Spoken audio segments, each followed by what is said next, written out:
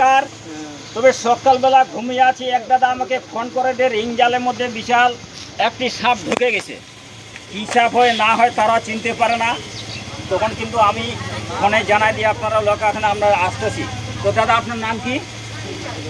রশিদুল আলম। এটা কোথায় পাচ্ছিলা? বিলে? কিসের জন্যে? মাছের জন্যে, সাপের জন্য না? তো এর এই রিং জালে তো মাছ পড়ে 10টা, কিন্তু সাপ পড়ে 40টা। না, কথা হচ্ছে শুনো, এই যে একটা পাচ্ছ, মনে করো আপনার সাপ মাঝখানে আছে, ওদিকে আছে, এটা তো জলের মধ্যে কিন্তু এতটুকু ঢুকে থাকে। আপনি গেলা যা দেখো ছটফট করতেছে, হাত দিলা যখন তখন বাদ করে দিতে পারলো, বুঝলা? সাবধান সতর্ক, কারণ আমাদের এই দক্ষিণ দিনাজপুরে কিন্তু অনেক ঘটনা ঘটতেছে।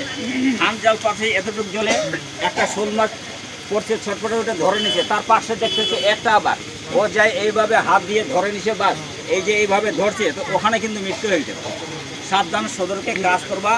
আর এই যে হলো একে কিন্তু এটা হলো পদ্ম কোবরা, যাকে বলে আমাদের ইন্ডিয়ান কোবরা বা মাছওয়াল বলে পরিচিত। তো আপনারা দাদা ধীরে সুস্থে দেখতে দেখেন, যারা ইউটিউব থেকে দেখতেছেন চ্যানেলটিকে সাবস্ক্রাইব করে দিবা, আর যারা ফেসবুক পেজ থেকে দেখতেছো ভিডিওতে ফলো দিবা। আপনারা সবাই জানেন যে এই এলাকায় আমি আছি, শামসুলক রেস্কিউ ইতিমধ্যে চলে আসি, বনপ্রাণী উদ্ধারকারী আমরা। একে কিন্তু আমরা কোনো স্পট দাগ তাও যে থাকে লাল হয়ে গেছে, এটা আমাকে কৈফিয়ত দিতে হবে যে কী করে হলো।